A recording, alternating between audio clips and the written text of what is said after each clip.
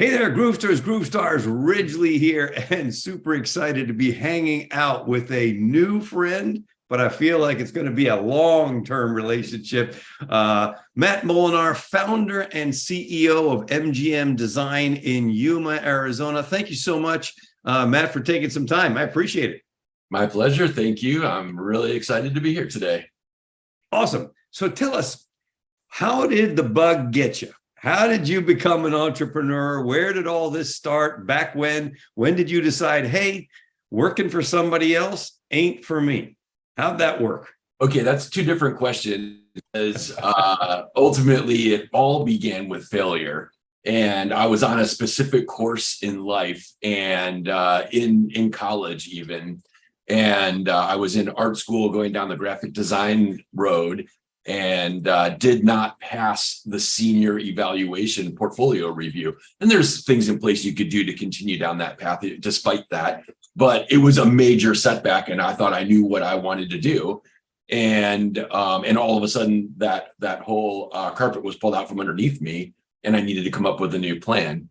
And this was, let's say, 26 years ago. And so digital marketing was just starting to become a thing. And where I was going to college, the art department was on the fourth floor, and the third floor was being completely renovated. And this was a really big important thing because they had air conditioning. And so I went downstairs to kind of poke around and see what was happening. And our university had hired a bunch of superstars from the National Geographic to come in and build a visual communications digital marketing department. And I found my people. I was like, I was totally at home, jumped all into it. All my grades went, nothing but A's. And that put me on the path of digital marketing. One of the requirements of that program was a paid internship. And Editor and Publisher magazine put out an issue with every newspaper in the country that had a website or an email address. And that was not many had a website at that point. Mm-hmm. And so I sent an email to every single one of those email addresses. And here in Yuma, Arizona, I'm in San Diego at the moment, but in Yuma, Arizona, that newspaper said, you can come, we'll pay you. You can do anything you want while the time that you're here during your internship, as long as by the time you leave, we have a functioning website for the newspaper. So that was the opportunity I was looking for. I came back, I launched the department after graduating, worked for 1 year, and then started my company. Wow. So long answer. I love that. I love it when you have from the ashes rises the phoenix kind of a situation. Absolutely. It's like, hey, man, I found my people. Now, what was that like for you? What was the realization that came to you that said, wow, this is me? How did that work? Wow, I don't know. It's just that feeling that you have when there was a shift with. So I'm thinking back to the college days. There was a shift because there was this. It wasn't even a feeling. It was a voiced approach that we were going to figure this out together. The professors weren't professors; they were professionals. They were from National Geographic. The department, this didn't exist before, and the students, if you weren't all in, they sifted you out. So the students and the professors were side by side figuring out how to build this new thing. And there was an energy, there was a positivity, we were building and creating something, and it just felt right. But what a great story, man. I mean, and to think that in essence, I know this is going to sound kind of funny. I'm sure you've drawn this parallel before, but it's as if your building that was the prelude to your building your own. Because in essence, you got to be on the boots on the ground of a startup before you went and did a startup. And there's a second piece to that, because I mentioned I went back to the newspaper after graduation, and I worked for 1 year, and I developed a business plan. And I reported to the business manager of the newspaper at the time. And that was kind of I hate to say beginning of the end, because local newspapers still play a vital role in our society. But where things were starting to falter with the profitability of newspapers and newspapers having to reinvent themselves, and there became a hiring freeze. So I built this business plan, presented it to the business manager, how I was going to hire these people and launch a digital marketing department. And at the very last minute, they said, nope, hiring freeze from corporate. Everything's on hold. You cannot implement and no discussion. And the next day, I gave my 2 weeks notice, took my business plan, and started MGM. Thank God. I love that. Thank God, because I would have done it for them had they not decided to not move forward with that. And so Right. instead, And it it might have been, it might have been a good time, but it certainly would not have been yours. Right. Absolutely. Absolutely. Yeah. So tell me a little bit about the early days. What was it like when you 2 week notice? I'm starting this myself. I'm doing this. You dive in, both feet, obviously. And what were those early days like for you? Figuring it out day by day, working day and night, working out of my house. And I was a kid, right?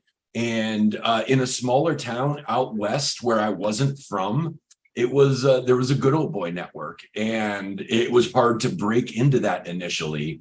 And it was the early days of the internet and digital marketing. So my job really was to convince businesses that having a website and having some sort of an online presence was worth paying me for. So it's such a different thing. Like today, if you asked a business owner, oh, what's your website address? What's your, how can I learn more about you? And they say, I don't have a website. We instantly discount them as they're not credible. Okay. So it was a different time than that. Back then it was like, not only am I trying to break into like this established business owner network, and I'm just some kid out of college from Ohio. Mm-hmm. I'm also trying to convince people that having a website is worth writing a big check for. And the checks weren't very big back then anyway, but still, it was whatever I had to do in order to put food on the table, pay rent. I was, it was make or break, and it was all on me. So that's what it was like. And I loved it. And a lot of it, I guess, would have been educating people about the internet. Oh, yeah, of course, because people would that convincing them that they needed a website was convincing them how it could help them, like what it could do for them in business. And so, that education component was huge. What's interesting? It's a valuable lesson. That was a very valuable lesson. Center to what we do is framing our services. And I know this is something that you are passionate about as well, but framing our services and what we do in how we help others, how we can serve other people. And so that I think was critical in that education piece, even back in those early days. I think you're right. And what's interesting is I'm having a lot of conversations and diving pretty deep into the whole area of AI. And I feel like AI today is kind of where you're talking about websites were back then. The penetration is still very small. And largely what we're doing is helping people understand this is essential to the survival of your business. How do we do that? How do we talk to people? I've been doing just live demos and just blowing people's mind. Like, oh, what's your business again? Okay, well, let's just investigate that business. Hop on Chat GPT-4, start jumping in, start doing stuff where people are literally like, how do you do that? Well, because that's the future and we have to stay on top of it. And now I feel like in the same way you were educating people about websites, we who are in the agency model and who are helping others grow their businesses, we got to educate people about AI because it is moving super fast. What are your thoughts on that? A few thoughts. One is just like 25 years ago, when we were talking websites to businesses, there was fear. And there's fear with ChatGPT. There's fear with AI. And it's one of the things that I strategically use when I'm talking to businesses. And one thing that everybody can relate to, and this is a story I use a lot, is if we are researching a vacation resort or a product that we want to buy, and we're going to these different websites and kind of doing our homework, And then later that night, we go on Facebook and we see our friends post, and we scroll down and there's an ad for that product or that resort or whatever it might have been right there in our Facebook feed. And it's like, and I'll ask, have you ever experienced that? And of course, we have all experienced that. And there's a feeling of invasion when we realize that we're being tracked so easily and so across the board, like everything we do is being tracked. And I see the same thing, and the clients feel very either afraid or apprehensive about that. And then I say, well, now we can leverage that same thing to grow your business, to get you new sales, to get you new customers. And so it's that same conversation with AI. It is people fear the potential that's there. But once I reframe that and say, we can leverage this tool to grow your business, to produce better results with our guidance, better than any human could otherwise, then clients their wheels start to spin and they say, man, okay, tell me a little bit more about that. Mm-hmm. And now there's been very quickly a transition from fear to opportunity. And then we proceed forward with that conversation. I feel that exactly. I feel the same exact thing. When I show people, rather than talk about it, I say, hey, let me just show you how this works. Let me just explain what this looks like and show you how what I can produce in about 3 minutes is what would take a normal person 3 hours, and it's nowhere near as good. And by the way, it's not me that's producing it. I'm just directing this thing. I'm like quarterbacking, but there's a whole team of things out there that are working, and it's really pretty remarkable, man. I can tell you, one of our common friends, Reggie Chandra, he put out this product. We did a demo with it, and I wrote a book in 2 days. Wow. And really, it was more like 3 hours of the 2 days. It's super crazy. I'm like, okay, man, let's pay attention to this, because it's another thing that's going to make smart people smarter. It's going to make fast people faster. It's going to enhance. I love the way you described it, Matt. It's let us help you, business owner, with this tool that's going to get you more results, because that's what's happening right now. I think that's great. That said, it is still a tool, and to really be optimized, it needs to be in the hands of an experienced user. One of my favorite books that I've read is a story about someone going through the Navy SEAL program. And there was a phrase that said, it described what it's like being a Navy SEAL. And they said, it's very simple to be a Navy SEAL. It's just not easy. And so you only have to do a very few number of things, right? But those things aren't easy, but it's very simple. And I think that applies a lot to digital marketing. I think about that phrase a lot. And with it's to open ChatGPT and use it is simple, but to use it effectively and use it strategically is not easy. And so that's something I often have to work through with clients, because there's that same perception about social media. They see their kids using social media, and it's simple. Okay, anyone can snap a photo and upload it, and in a few seconds it's published.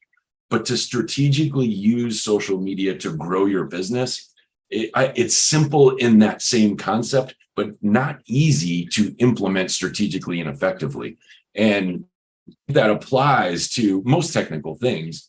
But as our society is so focused on things being easier and easier and easier and easier, there's that expectation that it is, and it's just oftentimes not the case. I agree with you 100%. And it's like, I remember having a conversation with one of my speaking mentors, Les Brown, and he said, what do I got to do to be a great speaker, Les? He says, 500 speeches. Right. It was like super simple to him. Bring your easy and do 500 speeches. In other words, get to work, because the only place that that success comes before work is in the dictionary. Otherwise, it just don't. Right. And that's what's so beautiful about that little simple but not easy phrase is it's simple. The phrase is so simple. It's just not easy. So even it in itself is that same thing. So I love that analogy from Les. It's like, oh, just that is it's really simple, just not easy. 500 speeches. That's it. I love that guy. He and I are pretty good friends. All Cool. right. Tell me if in your mind, based on what you've seen, what are two top characteristics of a successful entrepreneur? Well, I think about this a lot, and one thing I mentioned it earlier is in your heart, and this is something that we have integrated into the culture of our company, and that I lead this by example, and then I expect everybody else on our team to take the same approach, which is that we, in our heart, our primary goal, number one, is to help others and serve others. That's where we begin with our decision-making process, by who we work with, the solutions that we recommend to people. And in fact, I consider that to be like, to be kind of stereotypical, the secret to success. If I were to present and someone were to ask me, what is the secret to success? It would be that. And then other than that, to think of a second thing, it's really to learn what's important to the person that you're talking to, your client, your customer, what matters to them, and not to focus on what we do, what my accomplishments are. It has to be about the customer and the client. And I guess those two things go hand in hand, but they are separate, and they're both that is the foundation to any type of success, at least within digital marketing or marketing in general. But I think in business overall. Yeah, I love it. I don't know where I heard this. I don't think I've had an original thought in my life, but I listen very carefully, and if something's good, I'm using it. And I said, okay, well, we got to focus on people forget about the top 3 rules of marketing. Rule number 1, it's all about them. Rule number 2, it's all about them. Rule number 3, you can probably figure out. Right now, I was like, okay, I got it. That stuck with me. I'm like, okay, we got that one. So on your journey, I'm sure there have been moments, special moments, setbacks, errors, catastrophes, whatever you want to call them. Tell us about one that strikes you and what you learned from it. Yeah, and I think it relates when you are fired by a client or a relationship ends. How you react to that is so important, and it happens. Business changes, companies go, whatever the reason is, and it's so easy to take that personally. It's so easy to see it as maybe some kind of a failure, like I want to fix everybody or everything, and I want to help and serve everyone. And so I can think of times where I let that emotion take over, and I did not handle it properly. And that leads to a whole new learning experience of what to do when you screw up and how to fix that, which you can. Mm-hmm. And then the other side of that is when you do handle it properly. And this is a more recent example that comes to mind, that a client called and said, Matt, cancel everything. We're not doing any more digital marketing. It was a pretty big client for me. And I said, well, what's going on? Like, what did something go? Like, I'm looking at all the numbers. It's like, it's working. Why would you want to cancel it? And so long story short, they were being purchased by a global company. They had grown thanks to, in some level, what we've done for them. And they had grown enough that a global company is coming to buy them out. And so it was a hit for us and a hit for the team. It was a big client. That was just, he literally called and said, Matt, do not send me another invoice, meaning stop everything. Like, I am not paying another bill. And I was like, dang, that stings, you know? Yeah, sure. And so at a lot of different levels, like you feel like a failure, you're monetarily, you're losing out. You got to break it to the team. I, as the boss, wasn't able to save this relationship. And, but I felt like I handled it very well and said, no problem, and figured out what was going on. And we paused everything. There was no other invoice. And it kind of felt like that was that. But then there was a few little, like, I got another follow-up. Oh, what about the domain name? And what about this? And long story short, what happened is they were being bought out by this big company, and that buyout process takes a while. It takes 2 years, typically. And so I met with the vice president of marketing of the company that was buying them.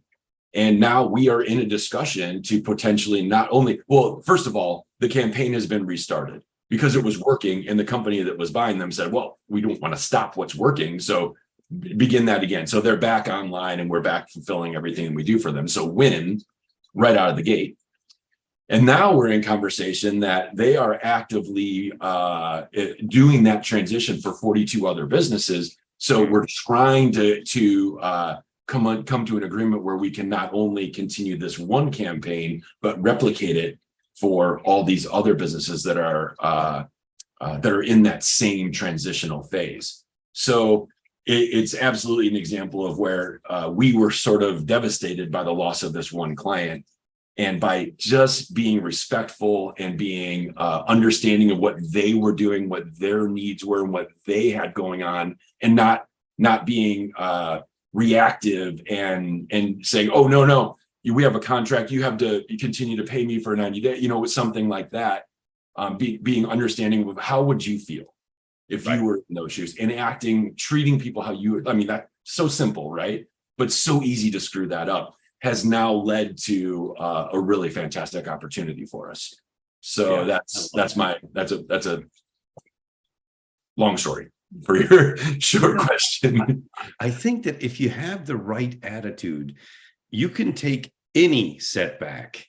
And as my buddy Willie Jolly says, a setback is a setup for a comeback.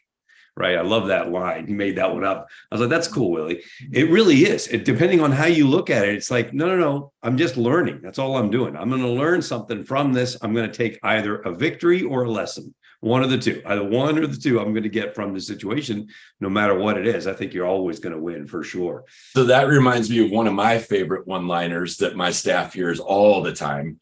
And that is, the universe hates a vacuum. And when you feel like you lose a big client and it sucks all the wind out of you, the reality is so many times a new opportunity presents itself that you never would have been able to fulfill, or maybe that you wouldn't have been open to, had this one oftentimes toxic element been removed, and this new beautiful opportunity comes in and fills that space. So fills that vacuum. And it's just when you're in tune to it and you're aware of it and you see it when it's happening, you know, like I said, I say it to the team all the time. I'm like, man, yet again, we were so bummed out because this one thing didn't come through. And then now look what this is happening. It's like 10 times better because it didn't. I love that too, man. And sometimes it just is that simple. You're paying attention. You're like, okay, wait, let's just pivot this way. Let's just take a little pivot over here. And amazing how things work out. All right. So question for you. How important do you think in the development of an entrepreneur at any stage is mentorship, seeking out mentors, working with mentors? That's something I've struggled with. I think as an entrepreneur, I feel like it's my job to be the leader, to guide, to inspire. And it was as awful as the pandemic was, I always try to look for the positive in a negative situation. And that was one of the things that really, it opened me up to that, because you know, I'm a social person. I love going to networking events. I love doing presentations. I love being out and meeting people and getting to know people. And with the pandemic, all of that went away. And so I turned to Zoom and I joined different masterminds and I joined different groups. And as you know, you go into some of those and they're not great. And as you filter the ones that you connect with and the people that you connect with, without trying, it led to me having a few mentors and a few leaders that had grown to a level of success beyond me. and were willing to reach a hand down and help me up as well. And it has changed the game. It has changed the game for me. It is okay to be both the student and the master.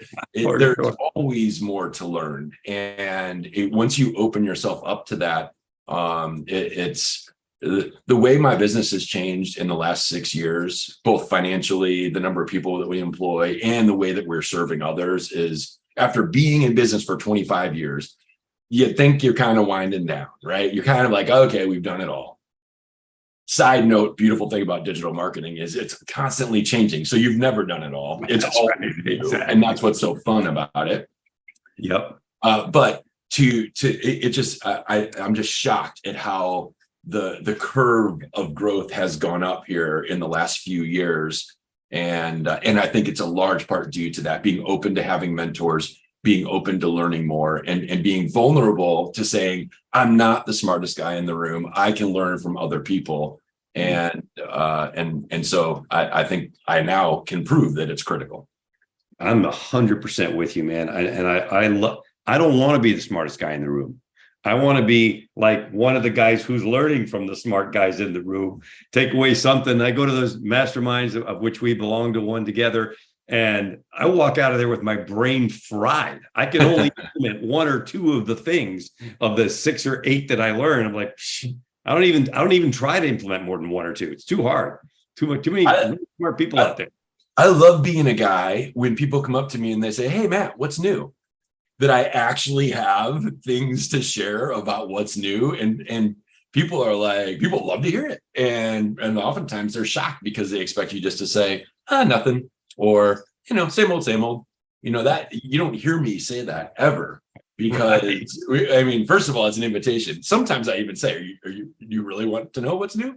And, because that's my world of this constant learning. So yeah. And it's oftentimes fun stuff. And like we were talking about with digital marketing, it's things that people can relate to because they, on the consumer side, experience all of this.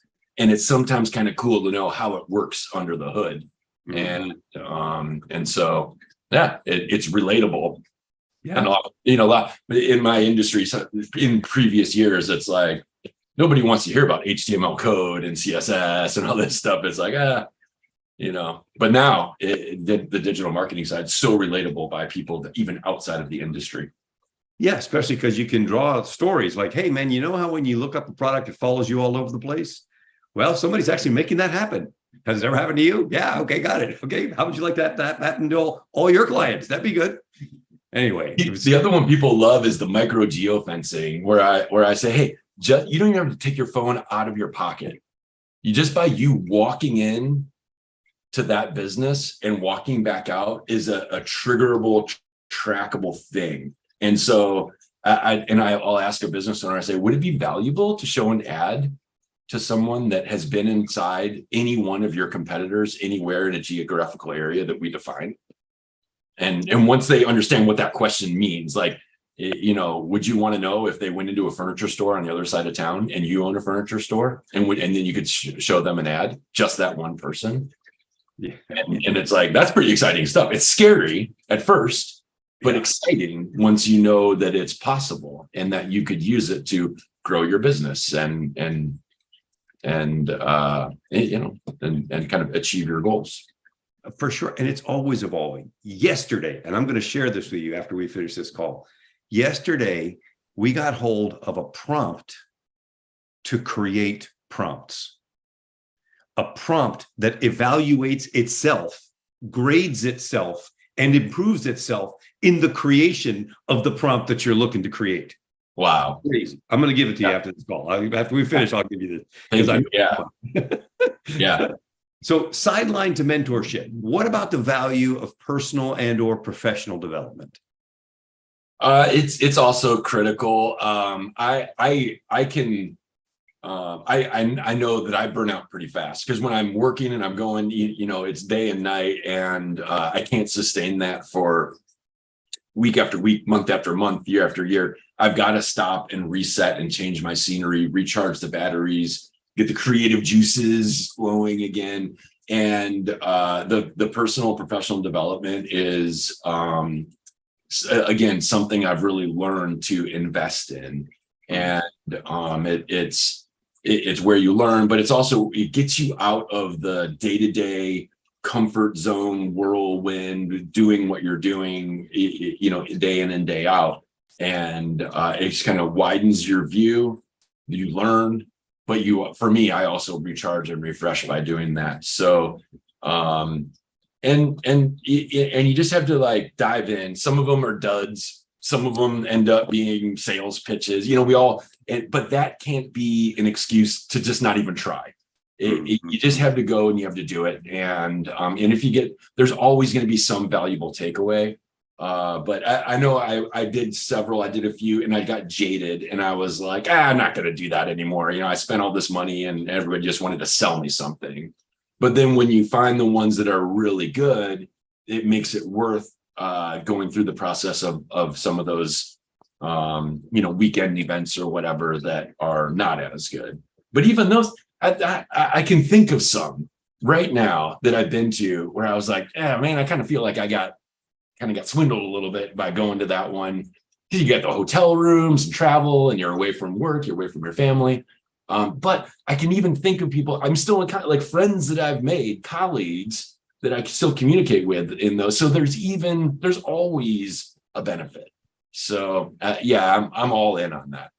So kind of tangential to that, if you were going to recommend 3 resources, could be books, could be a movie, could be a course, could be a mastermind, could be whatever, 3 resources that would really help an entrepreneur to move forward, to get ahead, what would they be? I used to ask the question as 3 books. Now I've changed it to 3 resources because it's bigger than just books. Well, I'm a junkie on professional development, personal development books. So that's a long list for me. But I would say, because it applies so directly to what I do, I think StoryBrand that's one that I have in Audible, and I've got multiple copies of the hard copies of the book, and I have it in Audible. So it's something that I'll finish and just start listening to again. Basically, it talks about the power of storytelling in marketing, and how for our society, and I think humans globally, getting your marketing message out in the form of story is so much more effective than bullet points or fact-based. Storytelling aspect is it's just ingrained in how we pay attention. So I think that's critical, because it applies to every business, because every business needs some level of marketing, and this is how you do it most effectively. Yep. If someone were listening in the digital marketing world, and maybe they were where I was 10 years ago, I think the Traffic and Conversion Summit that is, for our industry, in my opinion, the best digital marketing conference. That is one that I would recommend to anybody that's sort of like in the digital marketing world, or businesses that were interested in learning about that industry. And then I really think that we already touched on it, but the third thing would be involving in some sort of a mastermind, or some sort of a group where there are other people like you, hopefully from other parts of the country and world, that meet on a regular basis, a few times a year, perhaps. The most successful clients that I have do this same thing. They have dealer groups, or they have business groups, or they have masterminds, or whatever it's called. And then I remember having the feeling of, well, why would I want to give all my secrets away?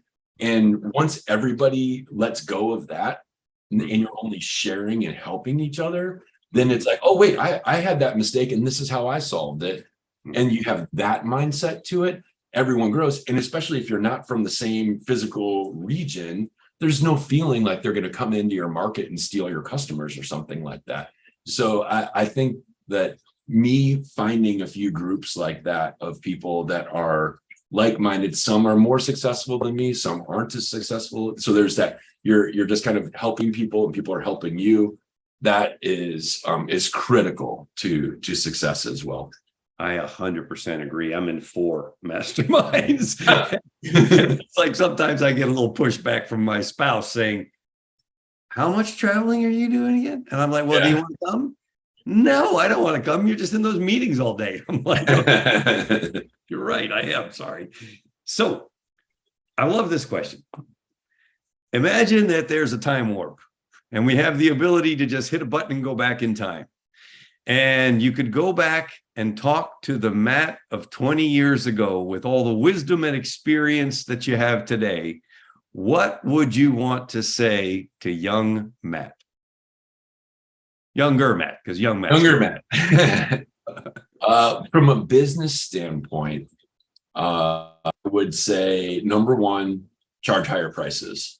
I've had a fear, probably because I'm so driven to help and serve other people, that a fear that if I charge too much, people wouldn't take advantage of what I have to offer them. And every time I've raised my prices, I've been like cringing, expecting the Monday morning that everyone's going to call and fire me or cancel services. And that's never happened. People are just like, all right, cool, yeah, raise prices. No, everybody raises prices on everything. That's just how it works. So that is a lesson that took me a long time to learn. Other than that, I think I'm learning now to really don't try to do everything for everyone, but be really good at a specific thing that you do. And so don't be afraid to say no, to figure out what you do best, what you like the most, what's most profitable, if that's where you're like from a business standpoint. And don't be afraid to say no to the things that waste your time, clients that might waste your time, or people that can't afford you. And just don't be afraid to be more specific and maybe picky about what you do and who you do it for. Mm-hmm. I love that. All right, man. As we're wrapping up today, last words of wisdom, nuggets, piece of vision, anything you want that you want to share with the budding entrepreneurs out there listening. What would you want to leave them with? I would say just go for it. Like, don't be afraid to give it a try. Don't be afraid to fail. Don't be afraid to just jump in and give it everything that you've got. Like I said several times now, be driven to help and serve others, and then the rest, the money and the clients and the customers will follow. So I think that those are my 2 core messages. And really take the time to figure out, like when you're working with someone, figure out what it is that will help them the most and what matters to them the most. And if you can do that, you will be successful. Matt Molar, CEO, founder of MGM Design. Thank you so much for your words of wisdom, all the sharing that you've done with us. We deeply appreciate it and wish you nothing but great good fortune. Thank you so much. I feel the same way. Thank you.